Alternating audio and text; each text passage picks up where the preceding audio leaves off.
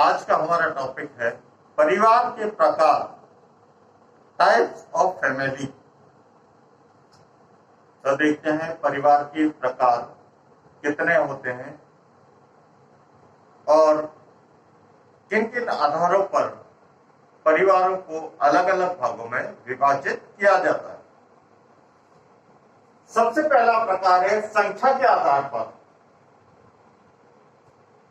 मूल परिवार, नाभिकीय परिवार, केंद्रीय परिवार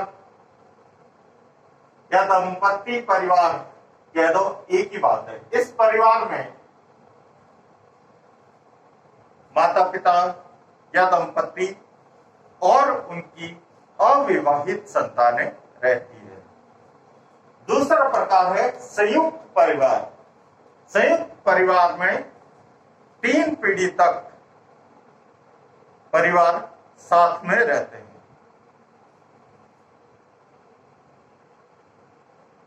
सी है विस्तृत परिवार। विस्तृत परिवार में रक्त संबंध और विवाह संबंधी दोनों परिवार साथ में रहते हैं। अब आते हैं निवास के आधार पर। पितृ स्थानीय, जो युवक के पिता का घर है वही पत्नी का घर होगा। दूसरा है मातृ स्थानीय, तो पति जो है पत्नी के घर पे जाकर रहता है। सी है नव स्थानीय, न तो पिता का घर होता है और न माता का घर होता है। एक अलग ही घर का निर्माण किया जाता है। मातृ पितृ स्थानीय परिवार, इसमें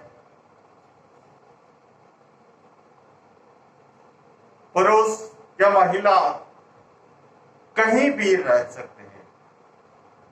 माता के घर पे भी रह सकते हैं और पिता के घर पर भी रह सकते हैं। इसमें पाबंदी नहीं होती है। उसके बाद है मामा स्थानीय परिवार। माता के भाई के घर पे जाके पति रहता है। फिर है द्विस्थानीय परिवार। इसमें पति अलग स्थान पर रहता है, पत्नी अलग स्थान पर रहती है। उसके बाद है उत्तराधिकारी के नाम पर पितृसत्तात्मक।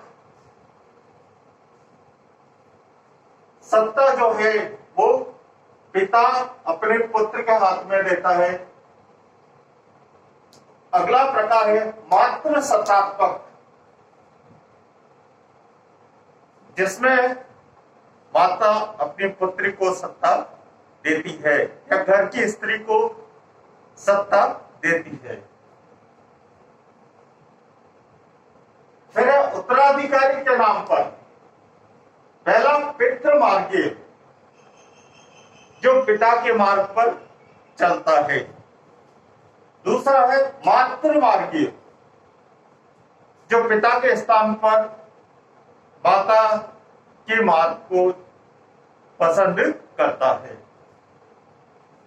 उसके बाद है वंश नाम के आधार पर पितृवंशीय, जो पिता का वंश होता है वही पुत्र का वंश होता है। मातृवंशीय, इसमें माता के वंश के नाम से वंश आगे बढ़ता है। फिर आता है उभयवाही। उभयवाही में न माता के वंश के नाम पर न पिता के वंश के नाम पर, अपितु उनके निकट संबंधियों के नाम पर वंश आगे बढ़ता है। फिर है द्विनामीय परिवार। इसमें पिता के नाम पर भी और माता के नाम पर भी वंश आगे बढ़ता है। उसके बाद एक विवाह के आधार पर एक विवाहित परिवार, जिसमें पति और पत्नी दोनों ही होते हैं और विवाह एक होता है। एक पत्नी का एक पति होता है और एक पति का एक पत्नी होती है। फिर है बहु विवाहित परिवार। इसको 3 भागों में विभाजित किया गया है। बहुपत्नी, एक पुरुष कई महिलाओं से विवाह करता है और एक परिवार में रहता है वो बहुपत्निक विवाह कहलाता है।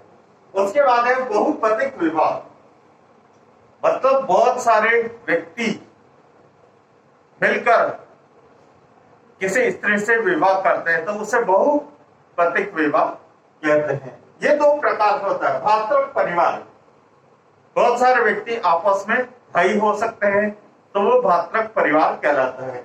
दूसरा होता है अभातृक परिवार, जिसमें विवाह करने वाले पुरुष भाई नहीं होते आपस में, वो अभातृक परिवार कहलाता है। उसके बाद है समूह विवाहित परिवार, जिसमें ढेर सारे व्यक्ति बहुत सारी महिलाओं के साथ समूह के रूप में विवाह करते हैं, जिसमें हर स्त्री प्रत्येक पुरुष की पत्नी कहलाती है और प्रत्येक पुरुष हर स्त्री का पति कहलाता है। उसे सामूहिक विवाह या समूह विवाह परिवार कहते हैं। इसके बाद आता है जन्म मूलक परिवार, जिसमें व्यक्ति जन्म लेता है, उस परिवार को क्या कहते हैं? जन्म मूलक परिवार।